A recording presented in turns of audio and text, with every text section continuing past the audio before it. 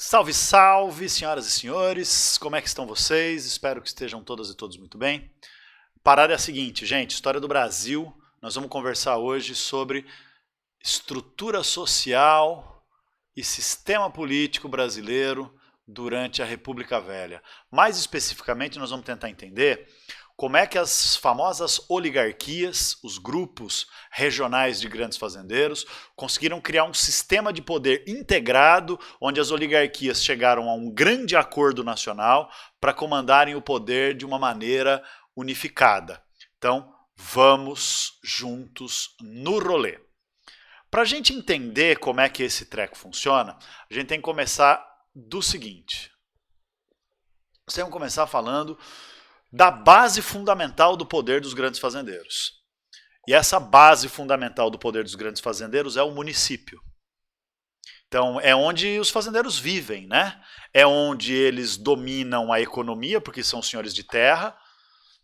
Dominam a economia porque os comerciantes, empresários locais dependem desses grandes fazendeiros para terem parceiros econômicos. Imagina, se o comerciante tem treta com o grande fazendeiro proíbe seus empregados de comprar no mercadinho daquele comerciante, o cara vai à falência. Então a economia girava em torno do poder e da riqueza do grande fazendeiro, a sociedade girava em torno do poder e da riqueza do grande fazendeiro, porque as pessoas ou dependiam diretamente do coronel, do grande fazendeiro, do latifundiário, do oligarca, porque eram empregados da sua fazenda, ou porque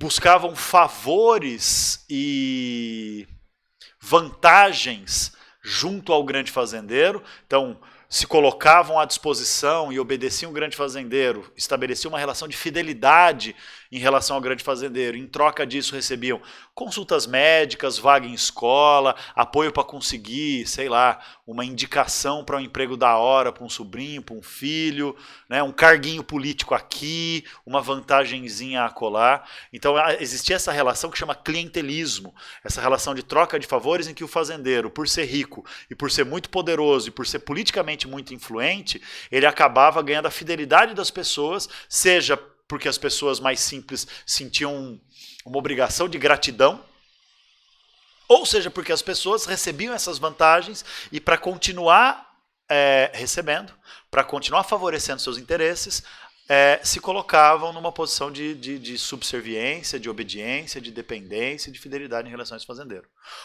E tinha também, os fazendeiros controlavam a sociedade, também porque ameaçavam quem se colocasse no seu caminho. Ameaçavam e executavam as ameaças de violência contra quem contrariasse o poder e os interesses desses grandes fazendeiros. Então, seja diretamente quem dependia de favores ou quem dependia de emprego que o coronel gerava, que o grande fazendeiro gerava, seja indiretamente quem tinha negócios com os grandes fazendeiros, ou quem tinha medo da repressão, ou quem tinha algum tipo de interesse de ascensão social ao se ligar a um grande fazendeiro, nas pequenas e médias cidades do Brasil, todo mundo dependia do grande fazendeiro. E esse grande fazendeiro era tão temido e respeitado que, em geral, ele era chamado de coronel. Coronel. O coronel fulano é o grande fazendeiro que tem poder, tem influência, tem controle sobre a sociedade naquela determinada região. Da onde que vem esse termo coronel? O termo coronel vem de um costume antigo, que data lá da época do período regencial, quando o governo da regência quis descentralizar o poder e permitir que cada grande fazendeiro virasse uma espécie de mini ditador na sua região. Então, para oficializar que os grandes fazendeiros pudessem usar os seus capangas, né, os seus seguranças, os seus bate-paus, como alguns chamavam, né, de dar porrada nos opositores, ou de dar porrada em quem se revoltava, ou em quem não se dobrava ao poder do coronel. Mas, enfim, para oficializar que esses capangas podiam agir, perseguir, ameaçar e eventualmente eliminar quem se colocasse no caminho ou quem contrariasse os interesses ou o poder do grande fazendeiro, o governo da regência criou a Guarda Nacional, que era uma maneira do coronel se inscrever para ser um comandante oficial da Guarda Nacional, quanto mais poder, maior o grau hierárquico, né? A maioria dos fazendeiros conseguiam ser coronéis da Guarda Nacional, e com isso, aqueles capangas do coronel podiam virar soldados da Guarda Nacional. Então era como se fosse uma espécie de milícia do grande fazendeiro, tá ligado? Oficializar o poder político, o poder social e o controle que o fazendeiro exercia para dominar a região e a população através da força militar. Então é o Estado repassando para o grande fazendeiro o poder da repressão e da violência. A Guarda Nacional foi extinta, né? Na República não existia mais Guarda Nacional. Mas o costume respeitoso, cheio de fidelidade, ou cheio de admiração, ou cheio de medo, de chamar o coronel, ou melhor, chamar o grande fazendeiro de coronel, continuou existindo. É por isso então que eu afirmo, para abrir aqui a nossa aula, olha só, que o coronelismo é a base de sustentação do poder das oligarquias no Brasil desse período. O que quer dizer o coronelismo? Quer dizer o seguinte: aí eu tenho que resgatar uma informação com vocês. A informação é a seguinte. Vocês lembram quando eu expliquei a Constituição de 1891, que é a primeira Constituição da República? Espero que lembrem. Se não lembrem, vão consultar, vão estudar. Essa Constituição, ela encerrou o voto censitário. Então não precisava mais ser rico para votar. Só que, claro, que os ricos e poderosos queriam incluir no cenário político, no máximo, a classe média. Não queriam que as camadas populares tivessem realmente participação e que o Brasil República fosse realmente democrático. Afinal de contas, eles eram oligarcas. Eles eram oligarquia quando uma pequena camada da sociedade controla o poder e controla a própria sociedade. Então esses grandes fazendeiros, grupos que se organizam regionalmente, eles queriam comandar a política nas suas regiões e no país como um todo. Então, eles não querem democracia. Então, para impedir que houvesse democracia, impedir que houvesse participação institucional, né, participação legalizada do povo na política, eles instituíram na Constituição de 1891 que o voto é universal masculino. Puta contradição, né? Se só é masculino não é universal, mas enfim. Sociedade patriarcal e machista é isso aí. Então, voto universal masculino, mas que era proibido aos analfabetos. Então, você exclui mulher, exclui analfabeto, exclui quase 95% da população do direito de votar. Né? Só que, ao mesmo tempo, além de excluir os analfabetos para tornar o poder e a participação política um negócio mais exclusivo e excludente, eles também instituíram a regra de que o voto era aberto. O voto aberto quer dizer o quê? Que o eleitor, ele chegava no local de votação e ele tinha que se identificar primeiro. Aí o fiscal eleitoral verificava se ele estava na lista de eleitores, ou seja, na lista de pessoas alfabetizadas que se alistaram, que se inscreveram para votar. E aí, se tivesse, ele ia votar. Só que o voto não era secreto, ou seja, não era escondido. Para o eleitor votar em quem ele quisesse e não ter que revelar para ninguém para não sofrer pressão. O voto era aberto, ele tinha que declarar o voto. Então, o fiscal sabia em quem ele estava votando, porque o fiscal é que escrevia o voto dele. A fila sabia em quem ele estava votando. A polícia que estava no recinto sabia em quem ele estava votando. Os capangas que o coronel, que o grande fazendeiro mandava, também sabiam em quem ele estava votando. Então, era muito difícil das pessoas conseguirem votar de forma livre. E os fazendeiros, percebendo isso, o que eles fizeram? Eles ensinavam a ler e escrever o próprio nome para as pessoas dependentes da fazenda, que eram mais de confiança, com mais fidelidade, para aumentar o número dos seus eleitores. Então os caras não sabiam ler e escrever, porque não tinha educação pública, não tinha sistema público de educação. Então não tinha programa de alfabetização para as famílias trabalhadoras. Mas alguns trabalhadores sabiam ler e escrever por autodidatismo, né, por conta própria, ou pela função que exerciam, economicamente falando e tal. Mas a maioria que virava eleitor porque era direcionado pelos fazendeiros. Claro que os fazendeiros vão deixar todo mundo votar, porque é perigoso, mas para aumentar a sua influência, né, para aquele grande fazendeiro dominar e controlar mais eleitores, ele fazia esse tipo de fraude. Então, essas pessoas que não tinham liberdade para votar em quem queriam, porque eram vigiadas para votar em quem o coronel mandava, ou no próprio coronel, se ele fosse candidato a alguma coisa, ou nos políticos que aquele coronel apoiava. Isso chama voto de cabresto. é um voto direcionado, onde a sociedade não tem participação, e se tem participação, não tem liberdade de votar em quem quiser.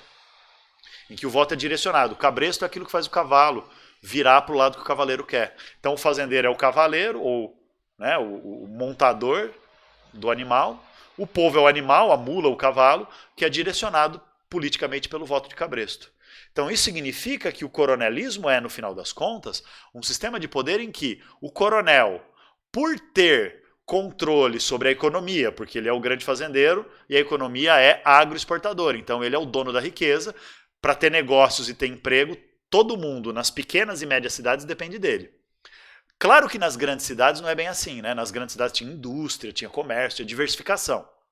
Só que, mano, 80% das pessoas ou mais no Brasil da República Velha viviam na zona rural ou nas pequenas e médias cidades. Então, mais de 80% do povo era controlado diretamente pelos grandes fazendeiros. E, portanto, dependia do grande fazendeiro para ter emprego, ou para ter negócio, ou para ter oportunidade na vida. Dependia do grande fazendeiro, porque tinha que obedecê-lo e ter fidelidade a ele pela relação de clientelismo, da troca de favores. E, portanto, era direcionado politicamente pelo grande fazendeiro, virando o voto de cabresto. E aí o voto de cabresto significa o quê? Olha aqui, ó. Voto de cabresto. Significa que quanto mais eleitores cada coronel controlasse, maior era o poder político que esse coronel tinha para se eleger para o cargo que ele quisesse candidatar, seja um cargo municipal como vereador ou prefeito, seja um cargo estadual como deputado estadual, ou um cargo federal como deputado federal, ou às vezes até senador. Então, quanto mais eleitores esse fazendeiro controlasse, maior era o seu curral eleitoral, né? Voto de cabresto é tudo metáfora agrária, né? Quanto mais eleitores o coronel controlasse, mais influência e poder esse coronel tinha. Seja para se eleger, seja para eleger os políticos que ele apoiava, para depois ele receber vantagens políticas, investimentos públicos, apoio político, verbas, cargos para os seus aliados, né? Então, sei lá, se o coronel apoia o Zezinho, que é candidato a governador do estado, e esse coronel tiver um domínio muito grande sobre muitos eleitores, esse coronel vai conseguir ter um contato direto com o governador depois que ele foi eleito, imaginou? Quantos cargos, quantas verbas para o município, construir benfeitorias para ajudar esse coronel na sua fazenda, e para ajudar esse coronel a ter mais ainda moral e domínio sobre a população da sua cidade? Pois é, isso chama curral eleitoral, então. Então, como o coronel ele dominava a sociedade, as pessoas achavam que o coronel é que sustentava o povo, ajudava a encaminhar o povo, protegia os seus aliados e parentes, etc. Todo mundo dependia dele e o obedecia. E quem não obedecia, os capangas faziam o serviço da violência, espancamentos, expulsão da cidade e, eventualmente, quando havia realmente uma ameaça, né, que pessoas que eram contra o coronel se tornavam líderes políticos que ameaçavam realmente formar uma força política popular, democrática, etc., podia e acontecia muito, inclusive, assassinato, né? Muito assassinato. Então, gente, qual é o grande rolê? O grande rolê é o seguinte: o coronel, ele controla os eleitores pelo voto de cabresto, ele forma os seus currais eleitorais, isso é o coronelismo, olha lá.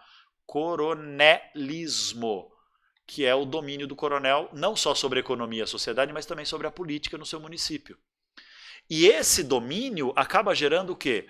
Uma grande influência. Por quê? Porque são as pessoas que moram nos municípios que vão votar nos cargos mais altos também. Então, quem mora aqui em Leme não vota só em prefeito de Leme e vereador de Leme, que aí o coronel tem, né, interesse direto. Vota também em governador do estado e deputado estadual. Vota também em quem é presidente da república, deputado federal e senador. Então esses coronéis, eles acabam sendo a grande arma para direcionar o voto dos eleitores para eleger os candidatos que interessam para essas oligarquias. Mas tem um problema, né? Você percebe qual é o problema? Porque, vamos supor que eu seja um coronel. Por que eu vou querer direcionar o voto dos eleitores que eu comando para que eles votem, sei lá, no Joãozinho como presidente da República? Eu tenho que ganhar alguma coisa com isso, percebe? Eu tenho que levar alguma vantagem política ou econômica ou de influência. Então, o que falta?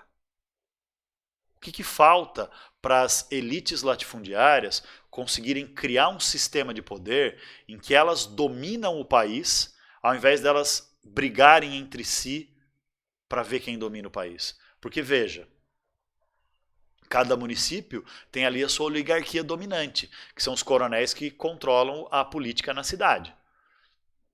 Só que quem esses coronéis das cidades, quem eles vão apoiar para ser o governador do estado, para serem os deputados estaduais, para serem os deputados federais e senadores eleitos por aquele estado? Percebe? Então, para não ter só disputa entre os coronéis por cargos maiores, eles vão ter que criar um sistema de alianças. E esse sistema de alianças vai chamar... Opa, errei o botão. Vai chamar política dos governadores. Ou seja, os grandes fazendeiros, para ter estabilidade, porque você imagina só, não sei se eu estou conseguindo ser claro, mas imagina comigo. Eu sou coronel em Leme, beleza. Vem um coronel aqui do estado de São Paulo. O estado de São Paulo era naquela época grande produtor de café, né? E por isso era o estado mais rico do país. E por isso tinha a oligarquia mais poderosa do país, que era a oligarquia dos cafeicultores. Então os cafeicultores mais poderosos, eles tinham mais influência política. Né? Eles eram governador do estado, deputados, senadores, etc. Então vem lá algum político, vem lá de São Paulo aqui em Leme. Aí ele marca uma reunião comigo. Ele é um aliado do governador do estado. Ele chega para mim e fala assim: ô coronel Osmar, é o seguinte, a gente queria que você direcionasse os seus eleitores aí do seu curral eleitoral para votar no nosso grupo. Nós somos o Partido Republicano Paulista, nós governamos o estado de São Paulo desde que a República começou e queremos continuar governando. Então nós queremos que você seja nosso aliado, direcionando o voto dos seus eleitores para nós, sendo um membro do nosso partido. Então você vai ser candidato a prefeito, candidato a vereador aí na sua cidade, você vai ter a nossa ajuda e em troca disso você ajuda a gente a continuar governando o estado e a continuar tendo a maioria dos deputados estaduais de São Paulo para continuar fazendo as leis e comandando o governo do estado. Coronel Osmar, o senhor topa isso? Eu falo, beleza, mas que vantagem eu vou ter? Bom, além de você ter o nosso apoio para conseguir se eleger aí nos cargos da sua cidade, ser prefeito, sei lá o que você quiser, a gente compromete a você poder indicar alguns aliados seus para serem funcionários do governo do estado. Você indicar obras que você precisa que sejam feitas na cidade para aumentar a sua fama e sua popularidade aí, para você ter mais poder aí. E aí o governo do estado vai construir. Então você precisa que construa uma ponte nova sobre o rio Mogi? Beleza. A gente, sendo eleito para governar o estado, a gente ajuda você aí na sua cidade. Então é um sistema de troca de favores, que acaba formando uma oligarquia dominante no estado. De que jeito? Ganhando o apoio dos coronéis dos municípios. Então forma um sistema de troca de favores que forma um grupo de coronéis que dominam o estado. Isso é uma oligarquia estadual dominante. Aqui em São Paulo, repito, era a oligarquia do café. Tinha alguns coronéis que não aceitavam fazer parte desse esquema porque tinham outros interesses? Tinha. Mas eles acabavam sendo uma minoria que não conseguia ter poder suficiente para ameaçar o poder, para ameaçar o controle dessa oligarquia dominante. Beleza? Beleza. Então vamos dizer que tem uma oligarquia dominante em cada estado, porque foi isso que aconteceu. Então tinha a oligarquia do açúcar e do cacau que dominavam a Bahia, a oligarquia do café dominava São Paulo, a oligarquia mineira do café dominava Minas Gerais, a oligarquia carioca do café dominava o Rio de Janeiro, tinha a oligarquia do gado que dominava o Rio Grande do Sul, tinha a oligarquia do algodão que dominava o Maranhão, a oligarquia da borracha, do látex que dominava o Pará e o Amazonas. Tinha, enfim, outras oligarquias espalhadas por outras regiões do Brasil. Tinha uma oligarquia dominando a Paraíba que era também ligada ao açúcar. Enfim, as oligarquias dominantes nos estados. Aí eu pergunto para você assim, ó, qual dessas oligarquias vai governar o Brasil? Elas vão ficar se revezando? Ou elas vão disputar o poder, voto a voto, para ver qual oligarquia tem mais eleitores no seu estado e consegue eleger o presidente da República? Ou seja, As oligarquias vão se unir, as oligarquias estaduais vão se unir para formar um governo só, de todas as oligarquias aliadas seguindo o mesmo caminho, ou elas vão disputar o poder. Tudo podia acontecer, né? Só que você percebe que as oligarquias disputarem o poder é um negócio burro? Por que é um negócio burro? Porque elas disputando o poder, elas se enfraquecem. E elas se enfraquecendo, elas abrem brecha para quê? Para aquelas revoltas populares que a gente estudou nas outras aulas, né?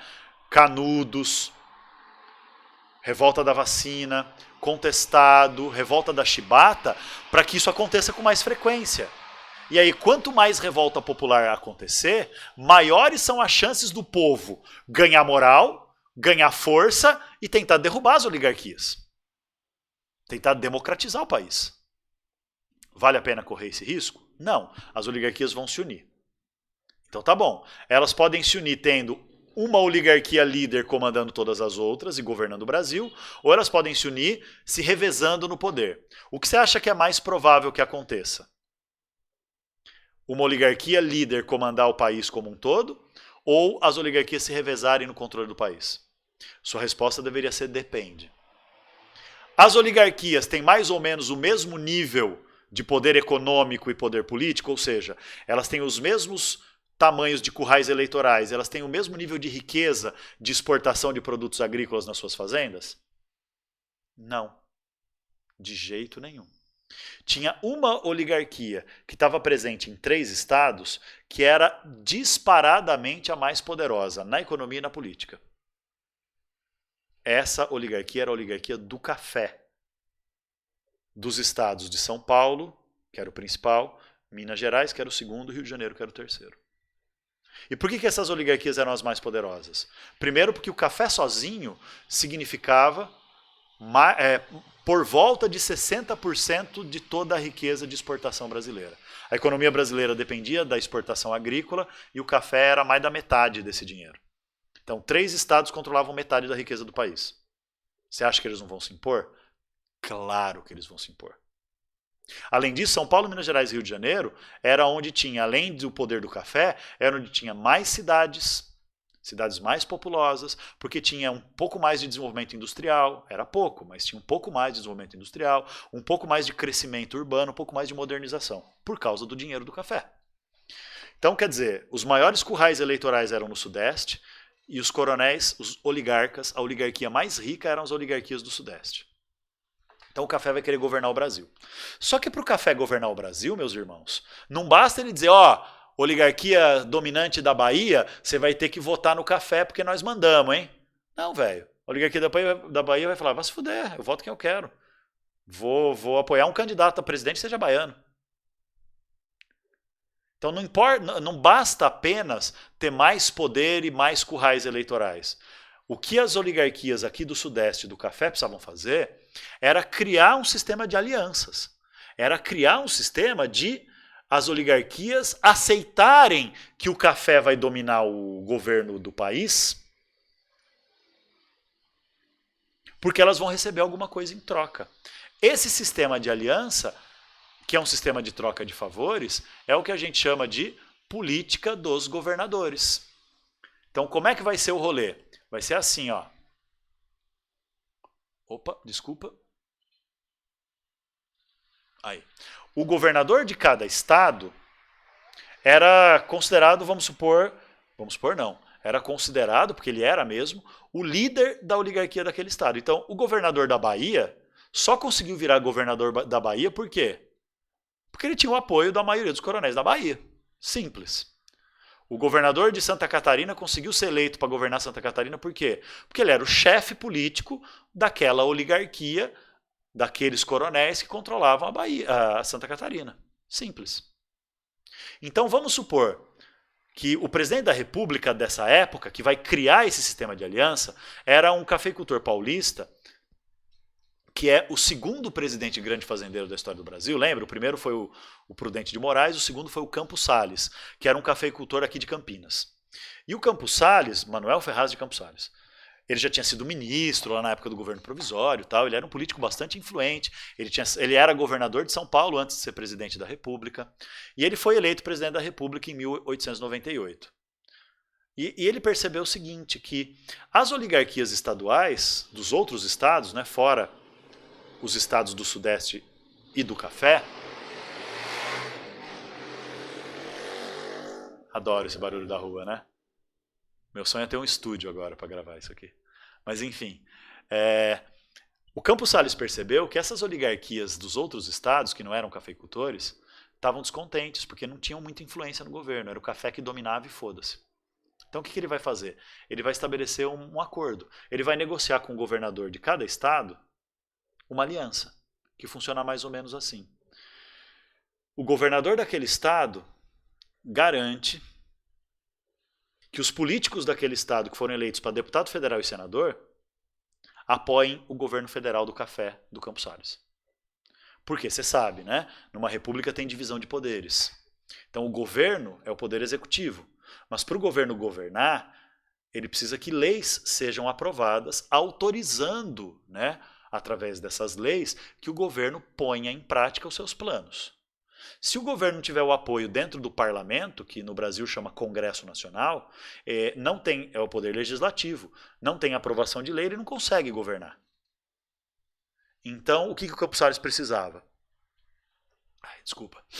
Precisava de apoio dessas outras oligarquias para que os deputados e senadores da Paraíba, do Pernambuco, da Bahia, do Rio Grande do Norte, do Rio Grande do Sul, do Paraná, Santa Catarina, etc., aprovassem, os deputados e senadores todos, aprovassem as leis para o governo do café conseguir governar do jeito que eles queriam.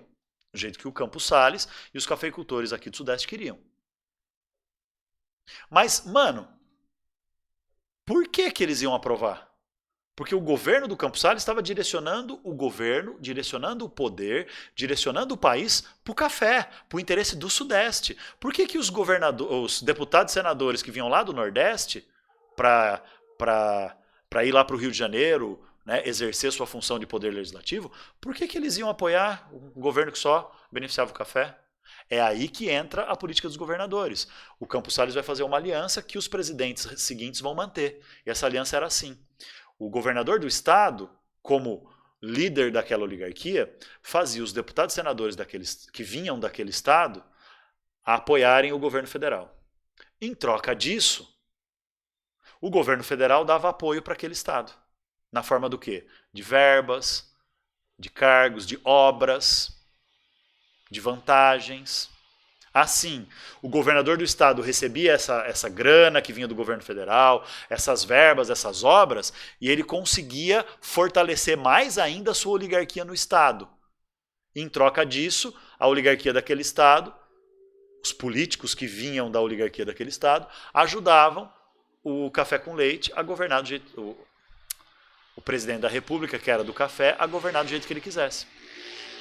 Então era uma troca de favores. Assim, os políticos do Sudeste, a oligarquia do café, conseguia ter força para governar o Brasil do jeito que quisesse, mas ajudava cada oligarquia a comandar o seu estado e a governar o seu estado do jeito que quisesse. Então gera uma estabilidade. Sempre vai governar a Bahia a oligarquia dominante que é aliada do café, que é aliada do governo federal do café. E sempre vai governar o país um presidente da República dos cafeicultores, que é quem tem mais poder e mais influência e consegue dominar as outras oligarquias. Então, sistema de troca de favores. E aí, a hora que chega a época da eleição, o que faz? O presidente da República que está no governo fala assim, olha, eu vou apoiar tal candidato. E aí as oligarquias dos estados aliados do café fazem o quê? Direcionam o voto dos eleitores, os coronéis direcionam o voto dos eleitores para votar naquele candidato da oligarquia do café para continuar a oligarquia do café governando o Brasil e as oligarquias aliadas do café governando seus estados. Sistema de troca de favores, de clientelismo, essa é a política dos governadores. Então olha só, o presidente da República, opa, errei o botão. O presidente da República faz uma aliança com o governador de cada estado, de modo que os governadores dos estados apoiam o presidente em tudo que ele quiser fazer e direcionam os deputados e senadores que vêm daquele estado a aprovarem as leis que o presidente precisa e apoiarem o governo. Em troca disso, o presidente apoiava os interesses do grupo político do governador, da oligarquia daquele governador, para ela governar aquele estado sem ter opositores. Percebe? Então isso é um sistema de manutenção das mesmas elites no poder. Então a elite que governa aquele estado e se alia com o café vai ter força para governar aquele estado por décadas. Em troca disso, o café governa o Brasil por décadas também. Mantendo então o status quo. O que é o status quo? A continuidade da situação política e social do Brasil, sem alterações, com essas oligarquias aliadas governando o Brasil e cada estado de acordo com seu interesse. Então as oligarquias se perpetuam, se eternizam no poder. Beleza? Beleza. Só que olha que louco. Eles estavam tão preparados para manter esse sistema de aliança de política dos governadores que eles criaram um jeito de eliminar qualquer chance de oligarquias não aliadas ao café. Isso chama oligarquia dissidente. Então tem a oligarquia dominante, que é aquela que domina o poder. A do café domina o poder do Brasil e os aliados do café são as oligarquias dominantes em cada estado. E quem era grande fazendeiro, coronel, etc., que não apoiava o café e não apoiava aquela oligarquia que dominava aquele estado, é chamada de oligarquia dissidente. Dissidente é aquele que está por fora do poder, que disputa o poder. Então, para não deixar as oligarquias dissidentes ficarem fortes, não deixar outros tipos de proposta política, tipo socialistas, ou democratas, ou formar um partido do povão, ou qualquer coisa assim, então, para evitar que tenha uma oposição que ameace o poder da oligarquia dominante, que ameace o poder do café governar o Brasil e dos aliados do café governarem seus estados, os caras criaram um negócio chamado Comissão Verificadora de Poderes. Olha que putaria. Era assim, ó. Era uma comissão formada por 5 deputados escolhidos pelo presidente da República, e a função deles era verificar se os deputados e senadores que foram eleitos naquela eleição, daquele ano, se eles tinham condições éticas e morais de assumir o cargo. Então é assim, ó. Vamos supor que tenha lá, né, os deputados e senadores que estão ocupando o cargo. Aí tem a eleição para novos deputados e senadores. Os que estão no cargo podem ou não ser reeleitos. Alguns vão ser reeleitos, outros não. Então os que forem reeleitos e são do esquema da política dos governadores continuam de boa. Os novos que vão entrar, eles têm que ser aprovados pela Comissão Verificadora de Poderes. A desculpa é assim, ó, que essa comissão de 5 deputados nomeados pelo presidente ia analisar a história desses caras, a origem desses caras, para ver se eles tinham condições morais de serem honestos e tal, para serem deputados ou senadores do Brasil. Mas na prática, o que acontecia? Era um jeito que eles arrumavam de, se tivesse muito deputado eleito que não era da oligarquia dominante, que não aceitava a política dos governadores, que não aceitava o domínio do café e dos seus aliados, esse cara era tesourado, era tirado, ele não podia assumir o cargo, porque a Comissão Verificadora de Poderes ia lá e falava que ele não tinha condições morais para assumir o cargo. Não tinha nada a ver com honestidade ou condição moral, essa era só desculpa. Era mesmo para afastar e não deixar ter muitos deputados opositores. Alguns ok, porque não vão se formar uma ameaça. Mas se tivesse muitos que pudessem ameaçar, aí a Comissão Verificadora de Poderes entrava em ação para não deixar esses caras assumirem o cargo. Putaria ou não? É isso, gente. Isso é então um sistema de poder que funciona maravilhosamente bem. É por isso que os cafeicultores vão governar o Brasil e seus aliados vão governar os seus estados por décadas seguidas. Vão dominar tanto que isso vai ser até apelidado de política do café com leite. Mas antes de falar da política do café com leite, dá uma olhada nesse texto, que interessante. Esse é um texto que relata uma conversa entre o governador de Minas Gerais, chamado João Pinheiro, e um cara, um político mineiro, que tinha acabado de ser eleito senador. e que estava indo para o Rio de Janeiro para exercer o cargo de senador, né, de poder legislativo, de fazer leis. Aí esse senador recém-eleito fez uma reunião com o João Pinheiro, com o governador de Minas, que era o principal líder político da oligarquia mineira, pedindo orientação, né? O que eu devo fazer lá? Aí o governador respondeu assim: ah, compreendo, não há nenhuma dificuldade. Diga sempre que é solidário ao governo. Solidário quer dizer o quê? Que você é a favor do governo. Tudo se reduz a obedecer ao governo. Então, se o governo fazer uma proposta de lei, você aprova, você vota a favor. Se o governo falar que tem que recusar uma certa proposta de lei, não interessa se você acha que ela é uma proposta legal, da hora. Você tem que ir contra, porque você tem que obedecer ao governo. Então, obedeça ao governo e terá politicamente acertado. Do contrário, o senhor sabe, eu estou aqui com um facão na mão. Não literalmente, né? Simbolicamente eu estou aqui com um facão na mão, um facão político, para chamar a ordem, ou seja, chamar a atenção, dar uma bronca naqueles que se insurgem, naqueles que desobedecem. A minha missão principal é essa, manobrar o facão. Eu sou o governador de Minas e a minha função é fazer isso, manobrar o facão. Ou seja, cortar. Cortar quem? Cortar os políticos que não obedeçam à política dos governadores. Cortar os deputados e senadores que não obedeçam ao acordo de manter as oligarquias no poder de modo equilibrado. Então, minha missão é essa, manobrar o facão. Em cima, quando se trata da política federal, deputados federais e senadores, ou embaixo, deputados estaduais, quando se trata da política estadual. O nosso meio de orientação é esse, portanto, olho no facão, não esqueça e faça boa viagem. Ou seja, olho no facão quer dizer, presta atenção e sempre obedecer ao governo para não ser cortado da política.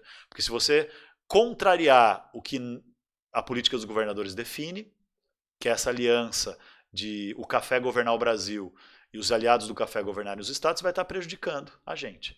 Se você prejudicar a gente, nós não vamos... Se você prejudicar o nosso esquema, nós não vamos deixar você ser eleito nunca mais para mais absolutamente nada. E aí, por causa desse esquema, então, da política dos governadores, acaba se formando um sistema de governo no Brasil que foi apelidado de política do café com leite. O que quer dizer a política do café com leite? Quer dizer que no governo federal era praticamente um revezamento entre os dois estados mais ricos e poderosos, que eram os dois estados principais produtores de café, São Paulo e Minas Gerais. Então o Partido Republicano Paulista e o Partido Republicano Mineiro dominaram as eleições para presidente da República, não exatamente se revezando, né? Então não é exatamente um revezamento que nem eu coloquei aqui, ora um paulista, ora um mineiro. Teve mais paulistas que mineiros, mas o PRP, o Partido Republicano Paulista, o PRM, o Partido Republicano Mineiro, são aqueles que conseguiram eleger a maioria dos presidentes da República. Pra você ter uma ideia, de todos os presidentes eleitos na República Velha, então tira os militares lá do começo, o resto só tem dois que não são ou do PRP ou do PRM. Então o Prudente de Moraes, que é o primeiro, é paulista, o Campos Salles, que é o segundo, é paulista, o Rodrigues Alves, que é o terceiro, é paulista. Aí, depois do Rodrigues Alves, vem o Afonso Pena, que é mineiro, ele morre, assume o vice, que é o Nilo Peçanha, que é carioca. Então é uma exceção porque morreu o principal. Aí depois do Nilo Peçanha vem uma primeira quebra, vem um militar, que é o Hermes da Fonseca, depois dele vem o Venceslau Braz, que agora eu não lembro se é paulista ou mineiro, mas é um dos dois. Aí depois vem, enfim, é tudo paulista e mineiro, na sequência. Por conta disso, né? São Paulo e Minas são os estados produtores de café. E por que chama café com leite? O certo, na verdade, era ser política do café com café. Mas aí não ia ter graça, né? Política do café. Como Minas, além de ser o segundo maior produtor de café, era o principal produtor de leite do Brasil, leite e derivados, né? Laticínios. Aliás, queijinho mineiro é uma coisa maravilhosa. Pão de queijo, então, vixe Maria. Foi a apelidade política do café com leite, né? Mineiros e paulistas comandando, com apoio das outras oligarquias estaduais que direcionavam o voto dos eleitores, o voto de cabresto, do coronelismo, para sempre eleger quem era o candidato a presidente que fosse apoiado pelo PRP e pelo PRM, que eram unidos na maior parte do tempo. Quando eles se desuniram, deu treta, deu merda, e a primeira vez que vai dar merda vai ser em 1910, mas a gente fala daqui a pouco. Então, veja bem, no geral, o que acontece no Brasil? O coronelismo e a política dos governadores são o resultado da estrutura patriarcal da sociedade brasileira. Ou seja, como os grandes fazendeiros tinham domínio sobre a economia, sobre a sociedade e sobre a política, que era como se fosse uma espécie de paternalismo, né, de patriarcalismo, era como se eles fossem o pai que sustenta e, portanto, manda em todo mundo. A sociedade extremamente, então, machista, centralizada no homem grande fazendeiro, poderoso, coronel, isso acaba levando a ser uma sociedade muito conservadora e, tanto do ponto de vista do desenvolvimento social como do ponto de vista do desenvolvimento econômico, bastante atrasada, porque não se industrializa, não se urbaniza, não se moderniza, a não ser nas aparências, né? É aquilo que a gente chamou, já numa aula anterior, de modernização conservadora ou modernização incompleta. Tranquilo? Então é isso. Quando é que vai ter a primeira quebra do café com leite, a primeira quebra do domínio oligárquico? Em 1910. Em 1910, São Paulo e Minas não chegam a um acordo de quem deveria ser o candidato a presidente. Como o presidente era um mineiro, mas que morreu antes de completar o mandato, e já tinha tido 3 paulistas antes dele, Minas queria que o candidato fosse mineiro. Já São Paulo queria que o candidato fosse paulista, porque foda-se que morreu o mineiro. Vamos revezar agora, o próximo é o paulista. Mas na verdade, assim, São Paulo e Minas não chegam num acordo, aparentemente por causa dessa coisa idiota. É paulista ou é mineiro? Mas na real mesmo, o rolê é o seguinte, gente. A grande treta que estava acontecendo aqui era, nessa época da história do Brasil, 1910, o café estava já numa crise econômica. Porque lá no século XIX, o Brasil era o único produtor de café do mundo, praticamente. Então o café bombava. Continuava bombando. Só que agora o México produzia café, algumas regiões da Ásia produziam café, a Colômbia produzia café. E às vezes café melhor que o brasileiro. E mais barato, muitas vezes também. Então começou a ter concorrência internacional no mercado de café. E a produção de café brasileira crescia mais do que o crescimento da compra internacional de café brasileiro por causa dessa concorrência. Então, o que acontece quando produz um produto mais do que consegue vender? Gera superprodução, sobra de produção. Isso gera o quê? Queda no preço. A superprodução gera queda no preço porque sobra produto, o preço cai. Então, os fazendeiros começaram a ter prejuízo. E esses fazendeiros queriam o quê? Que o governo federal comprasse o café deles para garantir o lucro. E o governo estava fazendo isso. Não vou explicar isso agora, vou explicar isso numa aula seguinte, que é sobre economia na República Velha, mas o governo topou, velho. O governo era tão controlado pelos fazendeiros do sudeste do café, que o governo comprava o café que eles não conseguiam vender por um preço mais alto do que a exportação pagava, exatamente para não ter prejuízo, para os fazendeiros só terem lucro e quem ficava com prejuízo era o governo. Ou seja, a sociedade inteira ficava com prejuízo. Quando dava lucro, os cafeicultores lucravam. Quando dava prejuízo, o governo cobria o prejuízo e o prejuízo ficava com a sociedade. Enfim. Então, o grande lance da disputa aqui de 1910 é São Paulo e Minas, cada um quer governar o Brasil porque eles querem ter o presidente da República para decidir qual café vai ser comprado, né, velho? A crise tá foda. Então, São Paulo queria um presidente paulista para direcionar mais dinheiro para comprar café de São Paulo. Minas queria um presidente mineiro para direcionar mais dinheiro para comprar café de Minas. E eles não chegam num acordo. O que acaba acontecendo é que, lembra daquelas oligarquias dissidentes que eu falei agora há pouco?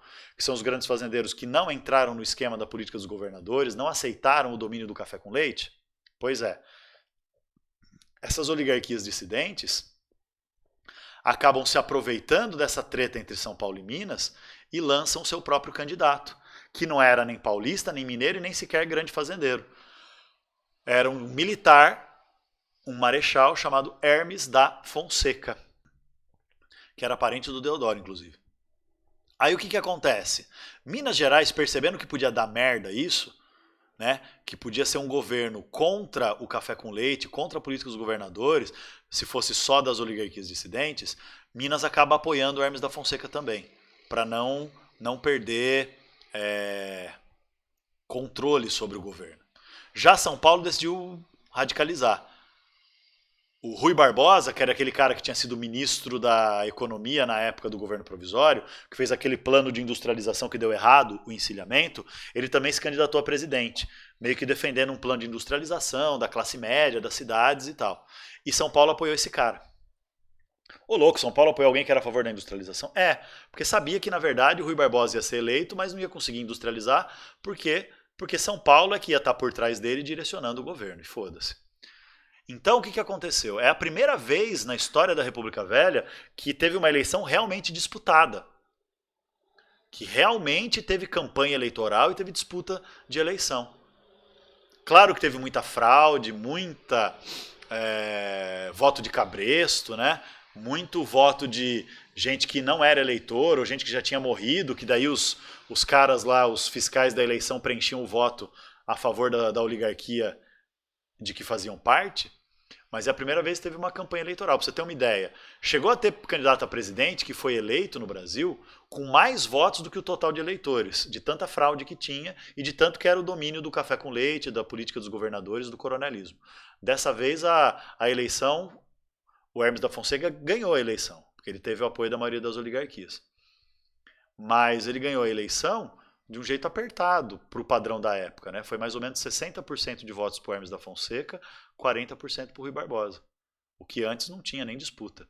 Por quê? Porque o Rui Barbosa fez uma campanha política direcionada para os eleitores das cidades, que ele chamou da classe média, dos trabalhadores urbanos e tal, que ele chamou de campanha civilista.